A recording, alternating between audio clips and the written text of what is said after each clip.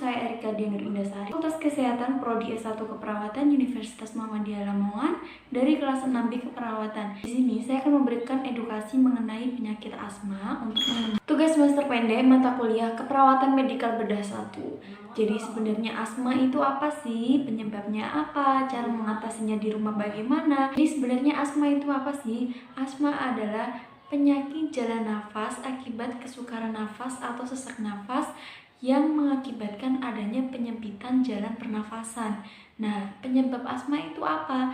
Yang pertama adalah salah satunya alergi terhadap debu, alergi terhadap asap rokok, asap bakaran sampah. Biasanya orang-orang yang membakar sampah di depan rumah itu terjadi, itu yang bisa mengakibatkan adanya asma ini. Bahkan saya mengalami sendiri, kadang merasakan penyempitan jalan nafas dalam diri saya, tetapi tidak sampai ke asma ini.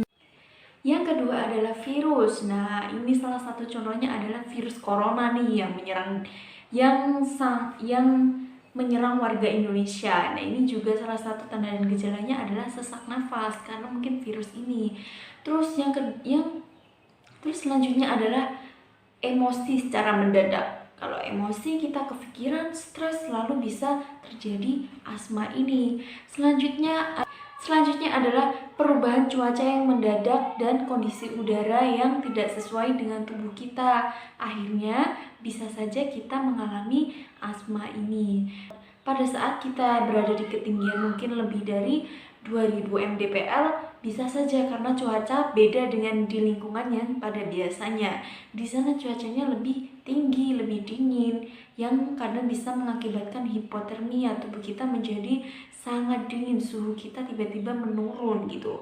Nah, ini juga memicu adanya asma ini.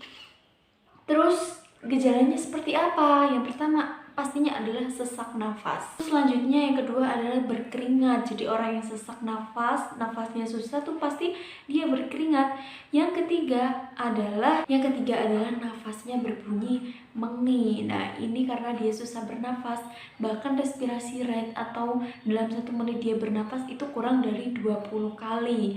Nah, ini karena dia nafasnya lambat, karena dia sesak nafas, mengalami penyumbatan jalan nafas dalam tubuhnya. Nah, selanjutnya ada beberapa akibat adanya penyakit asma ini. Jadi setelah dia mengalami asma, dia akan merasakan yang pertama adalah nyeri pada daerah dada. Yang kedua, dia sulit beraktivitas. Dan yang ketiga adalah kesulitan tidur pada malam hari. Nah, cara apa aja sih yang dilakukan agar kita bisa mencegah adanya penyakit asma ini? Yang pertama adalah olahraga secara rutin. Yang kedua, makan makanan yang bergizi. Dan yang ketiga adalah minum air putih minimal kurang lebih 8 gelas per harinya. Selanjutnya adalah hindari tempat yang berpolusi. Nah, jadi orang yang asma ini sangat mudah ketika dia menghirup udara yang berdebu, dia akan bisa kemungkinan dia mengalami serangan asma pada saat itu juga. Yang paling penting adalah hindari asap rokok. Khususnya para pengidap penyakit asma, jangan sekali-kali mencoba rokok ini atau bahkan mengkonsumsi rokok ya. Nah, ini penting banget. Kita menghirup secara pasif aja tidak boleh, apalagi mengkonsumsi gitu. Nah, selanjutnya adalah paling penting cara perawatan asma di rumah ketika seseorang mengalami serangan asma secara mendadak. Yang pertama adalah lakukan batuk efektif secara pelan-pelan.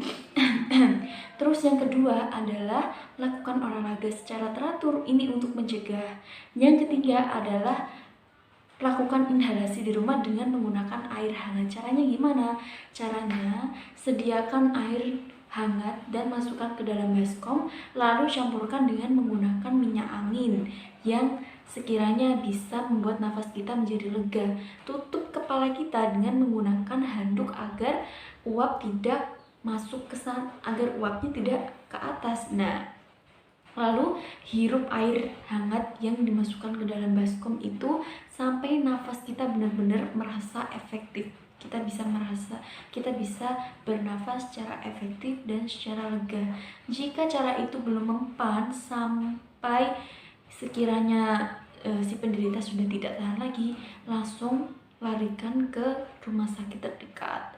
Nah, apa sih sebenarnya manfaat inhalasi ini? Manfaat inhalasi ini adalah membuat nafas kita menjadi lebih lega lagi, lebih normal lagi, dan bisa bernafas secara efektif. Jadi inhalasi ini adalah menghirup pemberian obat secara dihirup seperti itu. Atau kalian bisa menggunakan oksigen, semacam oksigen kecil segini, namanya apa saya lupa itu, nanti saya kasih gambarnya di sini. Nah seperti itu bisa dibeli di apotek, atau lebih gampangnya lagi bisa menggunakan oksigen